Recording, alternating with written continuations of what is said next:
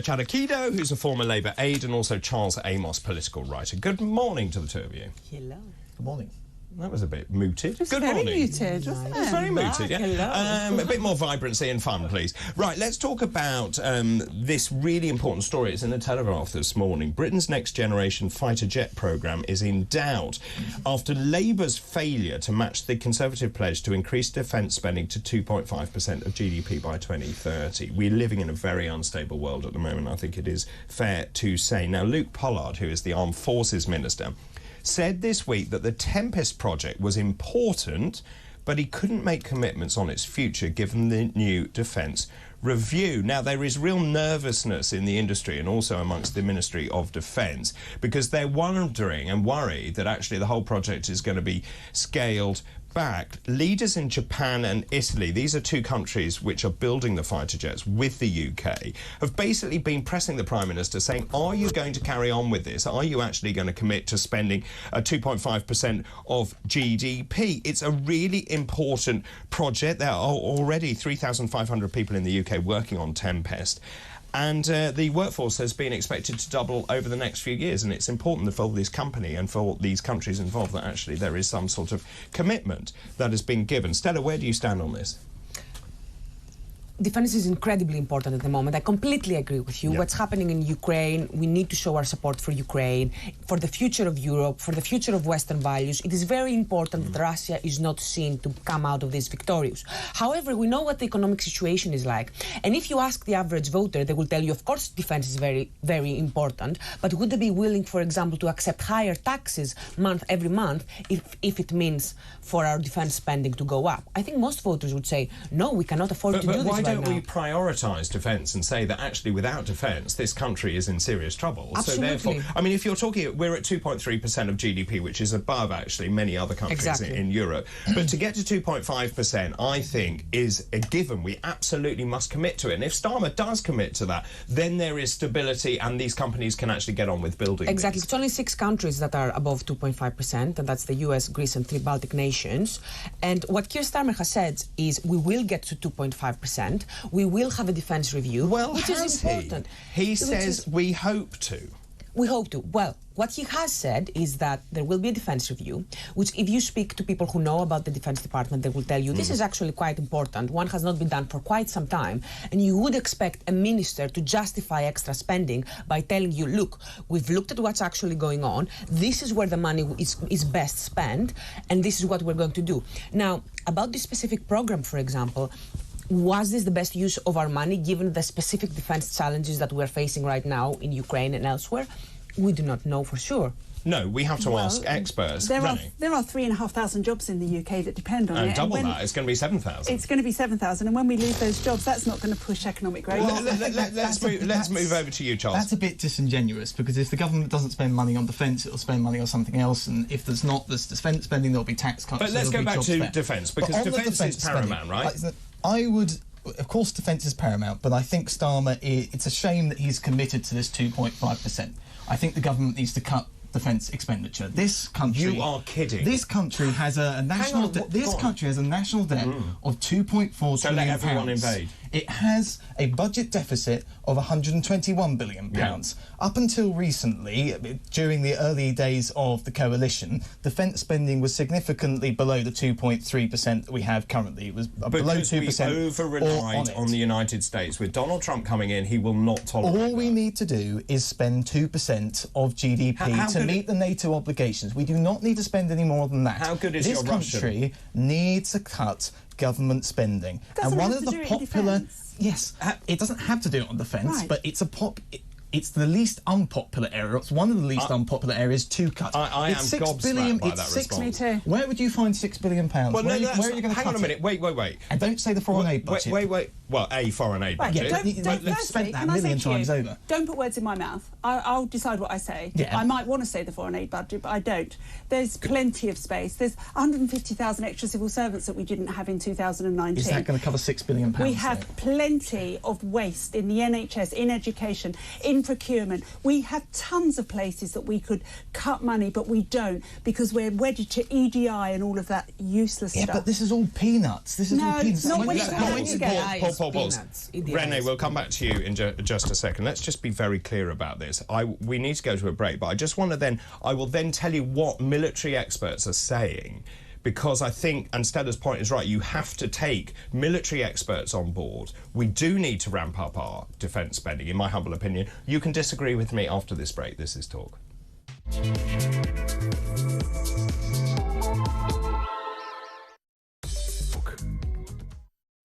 Welcome back. Lots of you getting in touch already. Let me tell you, Stephen McMillan, David, what was wrong with the 2023 Defence Review? Why kick the can down the road again? In many ways, it's not the absolute amount spent on defence. It is the choices you make with the money. Stella, are you surprised with what Charles has just said? I am surprised because the people I've talked to from the civil service have told me that the review has actually been welcomed, and it has been welcomed from the army more broadly as well. So I do think that it is, because the thing is, the things are changing. The nature of our defence spending needs to change as well. And the situation, the economic situation in the country is not one where you can just click your fingers. No. And obviously Starmer has committed to 2.5% at some point. Just in terms of the NATO target, which you mentioned, 2%, 11 of the 32 members meet that. Let's just look, though. Let's go back to experts in this field. So General Sir Patrick Sanders, who is the former Chief of General Staff, says our tank fleet is so embarrassingly small it would be wiped out in 2 weeks. We are no longer regarded as a Tier 1 force. Challenger 3, which is a tank, is a decent vehicle. We're only building 148 of them. We used to have 900 tanks, and the troop numbers in this country are now the smallest size since the Napoleonic era. It's embarrassing.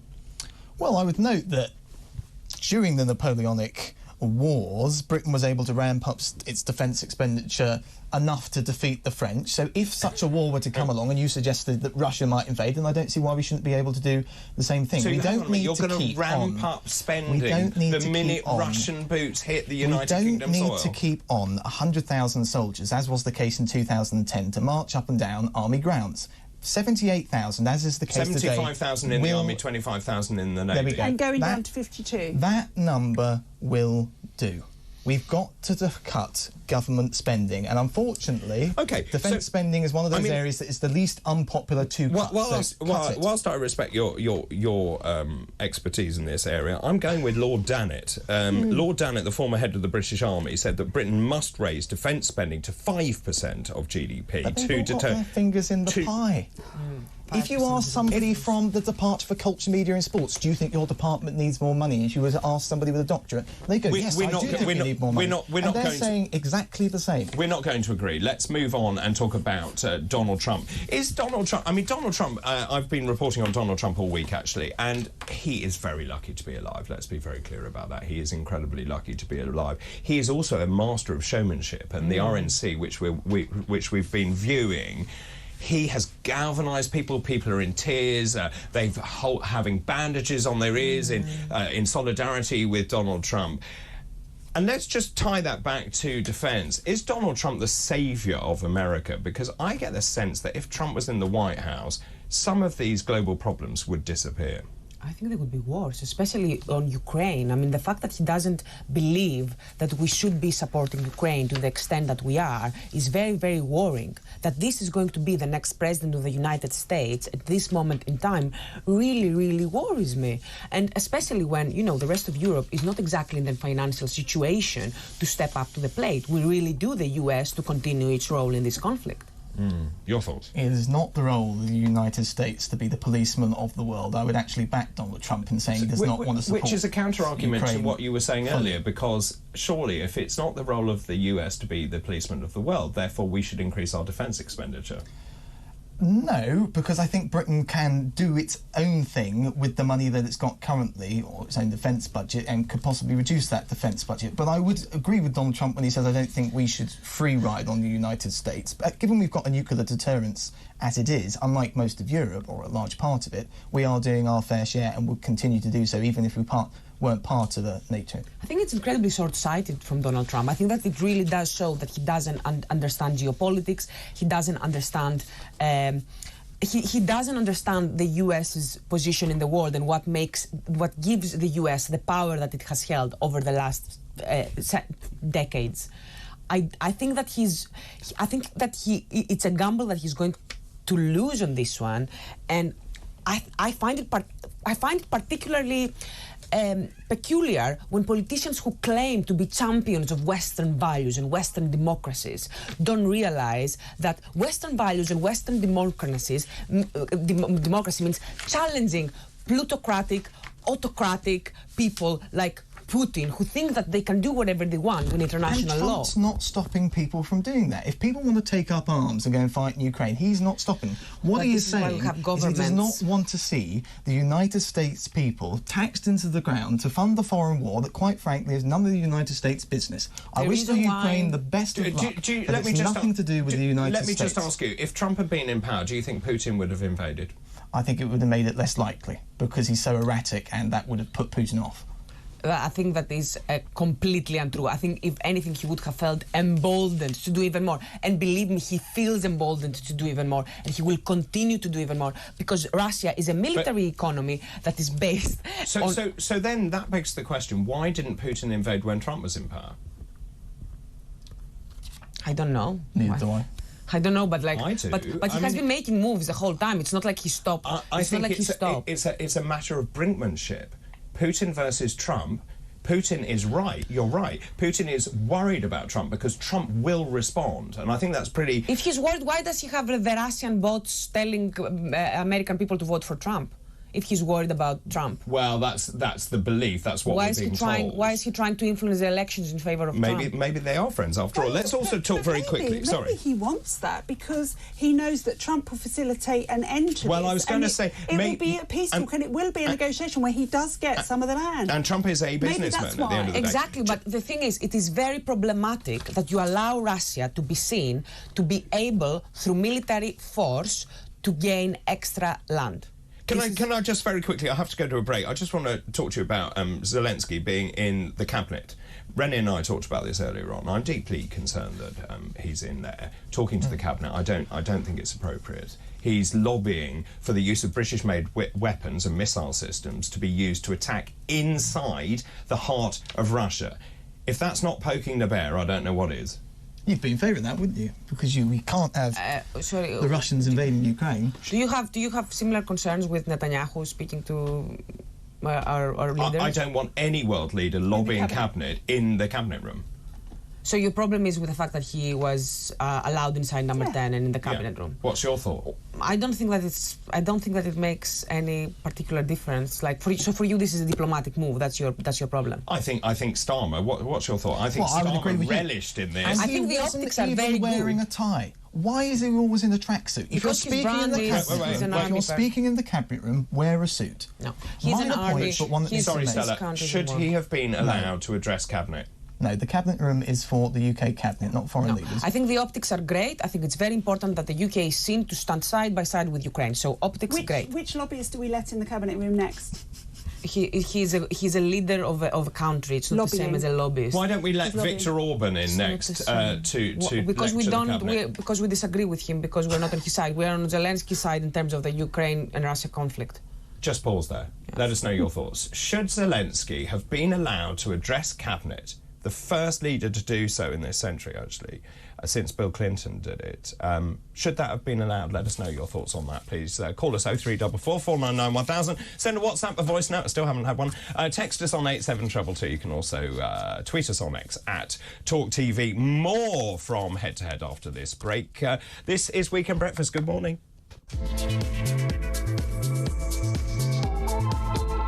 With Stella Chadwick-Kedo and also Charles Amos. Stella is a former Labour aide and Charles is a political writer. Lots of other things I just want to talk about here, which is, let's start, shall we, with David Lammy.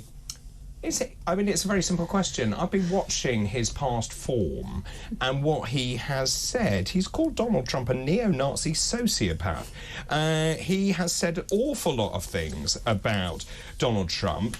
He said about the state visit, not in my name, to suck up to President Trump. He said, you are a troll. He called him a racist KKK and Nazi sympathiser. He said, Donald Trump is not fit to lick the boots of our fallen soldiers. He said, the tiny palm of America's wannabe despot. He said, Hitler is said the same about Germany. This is about when Trump said, "Make America Great Again."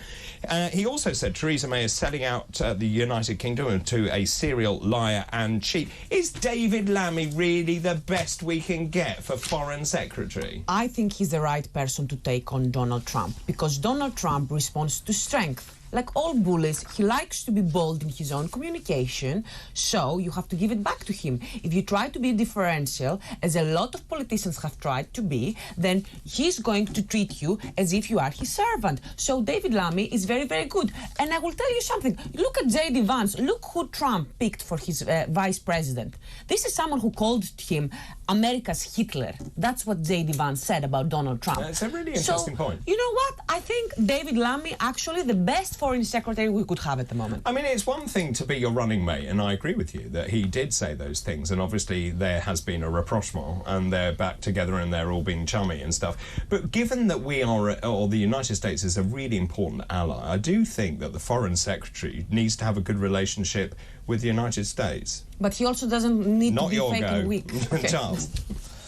I think the Foreign Secretary does have to have a good relationship with the President of the United States. Yes, and he hasn't repeated these comments and he hasn't retracted them, and I think it's good that a politician doesn't retract them, because I'm sure he still believes those things, so good on him for having some integrity. And he's right to say a number of politicians have said very nasty things about Trump in the past. If deference gets us a free trade deal with the United States, I think he should be deferential. If being robust gets us a trade deal with the United States, he should be robust. Whichever strategy gets British interests as far as possible, I think, should be the one that David Lammy chooses. Can I just ask you about something else that happened this week? The comments by J.D. Vance that said the first Islamist country to have a nuclear weapon is the United Kingdom. Well, it's just, you could maybe make that argument if you had a Muslim Prime Minister. I'll just qualify that. He said under Labour, actually, is what he said. He said under Labour, this is the first Islamist country to have a nuclear weapon. Yeah, I don't buy that, because nobody that's got their finger on the red button is a Muslim, so I don't think he could argue that. Perhaps he's seen Sadiq Khan gone, well, he's a Muslim and he's to do with Labour, so I think it's an Islamist country that has a nuclear his comment power. was probably a little bit broader than the leader of the country was meant to be a bit broader. So it's quite an inflammatory statement. Yeah, so they get to say, the right-wingers get to say things like that, and the left-wingers have to be like the polite, like constantly the polite and the civilized I've never ones, seen that. and keep the moral high ground, and they're not allowed To be fair, so hang on a minute. J.D. Vance, this was in a meeting to delegates. He said that I just thought it was a pretty inflammatory comment, but many of our viewers and listeners think he's right. So you think the UK is an Islamist country? It's not what I'm saying. You think the Labour... Do you think it's an acceptable comment to say that the Labour Party is an Islamist? Do you not think there is a hint of Islamophobia in that statement? Renee? You don't think... You know, I think the moment that we start throwing around words like Islamophobia, transphobia, whatever it is, you're just trying to shut down debate, Stella. People are allowed to have a view. That's called free speech. And if people have that view, we should be able to discuss it. Am I not allowed? I'm sorry, Renee, but that's not the Voices person down. you're describing. Without using words like Islamophobia, which is the weaponisation of language designed to shut language down. I'm tired of it. Am I never allowed to use this? Am I never allowed to use this? So phobia means an irrational fear of something. And it is irrational because there really aren't any Islamists anywhere near the Labour It may Party. be Charles. Islamophobic, but just because something's Islamophobic doesn't necessarily mean it's bad. There's lots of things to disagree with in Islam, so it's not always bad to be against something. So tell me, which there isn't even a Muslim near the red button, as Charles just said. So can you tell me how this is not Islamophobic? How is it not an Islamophobic statement when there are I don't believe Islamophobia is a word that has any meaning at all. Well, let's be very clear. I think Islamophobia is wrong, and tolerance of all cultures and religions is absolutely paramount here. It's just interesting, isn't it, how it's galvanised and how it's divided people. Very quickly, talking about dividing people, there's lots of talk about who's going to lead the Conservative Party, because Damien Green and Steve Baker have backed Tom Tugendhat. Also, Suella Braverman may be on the move, because there's another... This is in the Eye this morning. It was news to me, but Suella Braverman is expected to defect to Reform UK. I'm so excited, David. I think it's going to be. I think the next couple of months are going to be hilarious. It's going to be so much fun. I can't wait to see who throws their hat in the ring. I can't wait to see what happens with reform. It's going to be super exciting, especially for Labour people who had to watch. Hang on a minute, wait for that. 4 million votes reform got. We got 5 members of Parliament. I mean, it's our ridiculous system. It's going to be fun for me to watch what happens with the Tory party. I didn't say anything bad about reform. You actually did say reform. You did say reform. No, I didn't say something bad about. Okay, I want to see Priti Patel throw her hat in the ring. I think she would make a very good leader of the Conservative Party, and she would certainly forward its free enterprise values. Although I have heard that she is an idiot. Okay, we can't qualify that, and obviously I'm not saying she is an idiot. I'm just saying I've heard. Okay, I mean, I think it's going to be very interesting. Let me know also your thoughts on that, please. Who should actually lead the Conservative Party? Also, do you think someone will, or many of them will, defect to Reform UK, actually? I think as it goes from strength to strength, and I would say that, wouldn't I? Very quickly, if I can. This is an article in the Daily Mail saying that actually staff can get the right to ignore emails, calls and WhatsApp messages from your boss. Yes, Labour is going to give workers the right to ignore attempts by their bosses to contact them if it's outside regular hours, because you don't want to upset them, do you? That means you don't have to check your emails, you don't have to check your WhatsApp, you don't have to talk to your line manager during the evening, the weekends and whilst on holiday. It's going to be non-binding. I know what you're going to say. Non-binding. It's something that the France has. It doesn't cost you anything. It's the right to switch off. It doesn't have to be in a profession where obviously it's going to be absolutely necessary. But for most people, I think it would be good to know that, look, if you have a child and you're preparing dinner for your family and it's 9 p.m. and your boss sends you a text or WhatsApp and you want to turn off your phone, you don't have to feel guilty about turning off your phone. You can just spend time with your family. Shouldn't you answer the WhatsApp? Yes, this is already the case. You work from 9 to 5 in a job. You don't have to answer your phone or your emails afterwards. But if you don't answer your phone or your emails afterwards, there will be consequences, and an employer has a right to impose those consequences. What consequences? Not promoting somebody, perhaps not giving them a pay rise or something like that. There are consequences to not working as hard as other people's. And if that means that some mothers have to answer their phone at the dinner table, then so be it. Or fathers. Or fathers. They probably wouldn't mind so much. It's laughable, the idea that we can switch off. I mean, it just doesn't happen in the real world. Is it also not a little bit scary that our Labour representative is comparing this to a French policy? Because in France, you can't fire anybody. France is notorious. This is the Red Revolution coming down the road, Stella. And it's terrible. I think that a lot of really bad managers and bad bosses are being emboldened over the years because they think that they are actually promoting productivity, but all they're doing is they're making workers more miserable, they're making them sick, and they're making them a lot less. Why would they do that? If it was actually reducing productivity, why would they require people to answer emails and WhatsApps? Not everyone is a good boss. People think that those ones would be flushed out by the free market. By being annoying and by being disrespectful to other people's schedules and family time, but they are not. By making a worker miserable, you're not going to make them then perform they wouldn't better. do it. And over the long term, they wouldn't do it. Those employers that are truly awful, as you've described, they run firms that eventually go bankrupt, only leaving the good employers. Our private firms are completely full of managers that are incapable. How do you know that? My manager at my accountancy firm is very good. He's very competent. People talk to me like I talk to people. I think the point I'm trying to make, and maybe this is an old person thing, I'm looking at Rennie and me, to get ahead, you have to just do the job, and the job I think the reason why my colleague here, or rather guest, may take that view is because he's worked in the public sector our whole life. And working in the public sector, you will find lots of incompetent managers. But when you go out into the private sector, you'll find that they are competent. Incompetent managers, and I'm actually very happy because of the nature of my job. I'm very happy to continue. But maybe is this not a very important point that actually the public sector may have an easier ride? I'm talking about people in the private sector. In private business, you have to do everything you can to maximise profitability. You employ people, and if I employ people, I expect them to send me a WhatsApp back. Absolutely, you expect that, but there are a lot of really bad managers who, when it's not necessary, there are people out there who will want to show that they're in control, who will want to show their leadership role, and who will abuse their role. A tiny minority. What's that? A tiny minority. a tiny minority that's flushed out by the capitalist system, as is not the case in the public sector. I think it's a very bad culture when you can never switch off. I said last word. Stella, last word. Birth rates are falling. How are you going to have more families if you don't let people switch off? And enough. Stella Chadakido, also to Charles Amos, thank you very much.